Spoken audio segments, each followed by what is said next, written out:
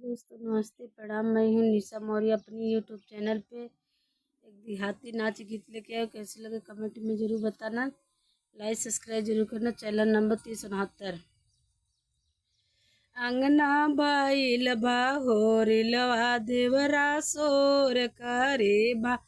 अंगना बाइल बा होरिलवा देवरा सोर करे बा।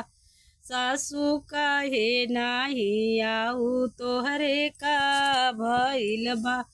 सासू काहे नाही आऊ तोहरे का भइल बा। ओत देखे बटिन कराही कहेलुआ लार चुहता। ओत देखे बटिन कराही कहेलुआ लार चुहता। अंगना भइल बा होरिलवा देवरा सोर करे बा। अंगना भइल बा होरिलवा देवरा सोर करे बा। जेठनी काहे नाही आऊ तोहरे का भइल बा। जेठनी काहे नाही आऊ तोहरे का भइल बा। ओत देखे बटिन कराही में पिसुआ लार चुहता। ओत देखे बटिन कराही में पिसुआ लार चुहता। अंगना बाइल बा होरिलवा देवरा सोर करे बा। अंगना भइल बा होरिलवा देवरा सोर करे बा। देवरानी काहे नाही आऊ तोहरे का भइल बा।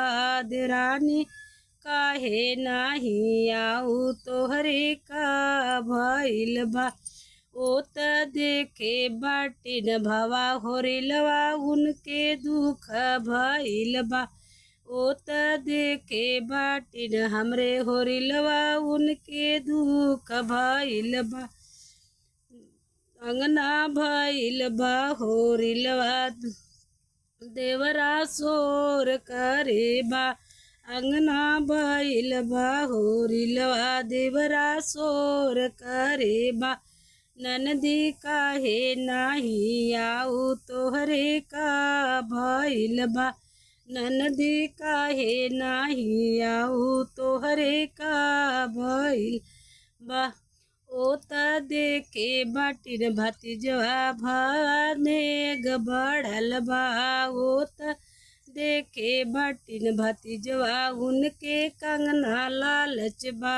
ननदी काहे नाही आऊ तोहरे का भइल बा। ननदी काहे नाही आऊ तोहरे का भइल बा।